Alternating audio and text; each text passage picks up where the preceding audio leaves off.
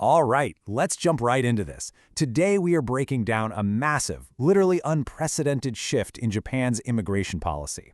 And it is sending absolute shockwaves through the restaurant industry.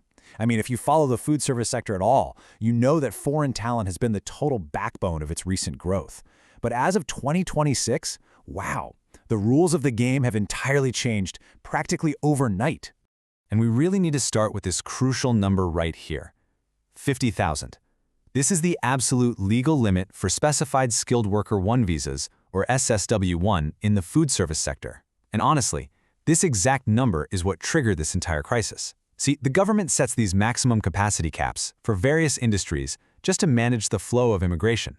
But for the very first time since the visa was created, an industry actually hit the ceiling. So here is our quick roadmap for today. We'll cover the sudden halt, the mechanics of the ban, the immediate industry impact, some actual survival strategies for businesses, and finally, what the 2027 horizon looks like. Okay, part 1. The sudden halt on April 13, 2026. Let's look at the shock announcement that hit the industry in late March, which was issued jointly by the Ministry of Agriculture, Forestry and Fisheries and the Immigration Services Agency. For the very first time since the visa came to be in 2019, the government slammed on the emergency brakes for new foreign hiring in the restaurant sector. The announcement point-blank declared that starting April 13, 2026, new certificates of eligibility for overseas candidates were suspended. And look, to say this caught hiring managers off guard, that would be a massive understatement.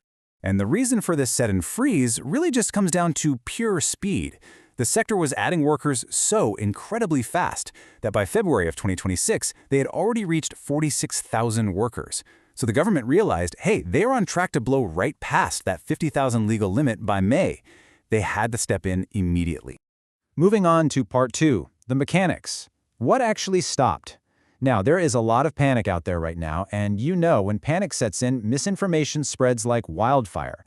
So let's separate the myths from the facts about what you can and can't do under these new restrictions. So here is the absolutely crucial point. This is not a complete shutdown of foreign employment, right? While new overseas hiring, meaning applying for a brand new certificate of eligibility, is totally dead in the water and you can't just convert a standard student visa into an SSW1 for food service anymore, there are critical exceptions. You absolutely can still renew the visas of your existing staff. You can also hire domestic workers who already hold that SSW1 visa in the food service sector. Basically, the front door is closed to the outside, but movement inside the house, that is still allowed.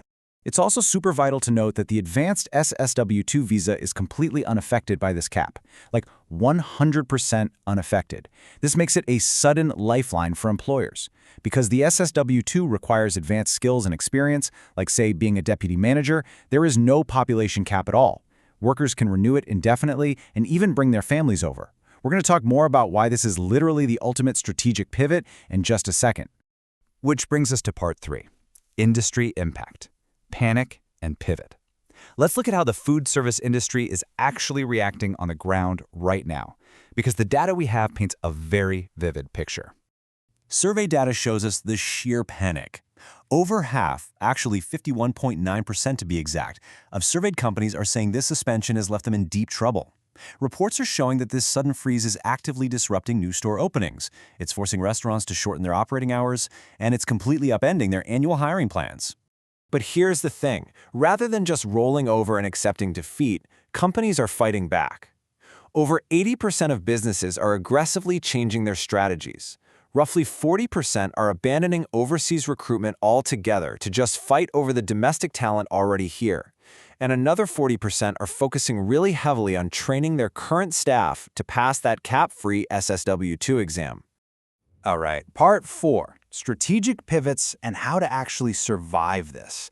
This is the core of our explainer today. What actionable steps can businesses take today to keep the doors open? Because you definitely can't rely on the old playbook anymore.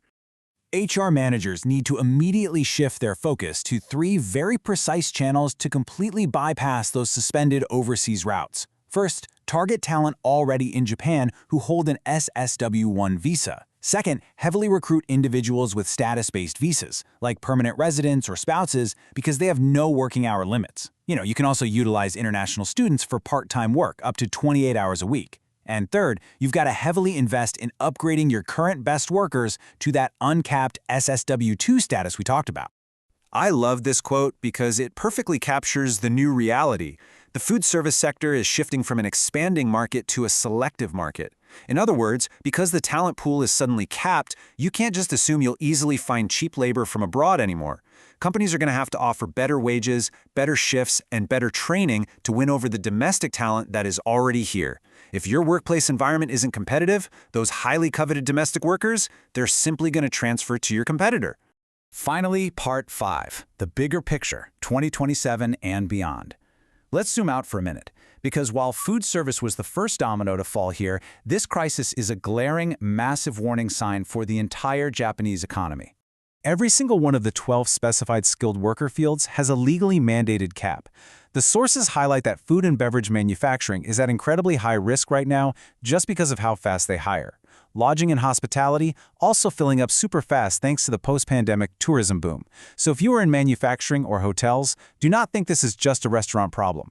Your industry could hit its own cap and freeze hiring literally tomorrow. And keep in mind, this visa freeze isn't happening in a vacuum. It's part of a massive legal overhaul. Japan is preparing to scrap its old technical intern program entirely by 2030.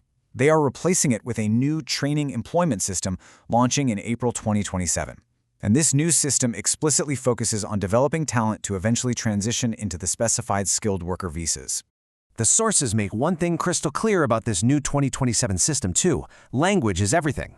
Moving forward, transitioning workers are going to require an A2 level of Japanese proficiency, which is roughly equivalent to the N4 test.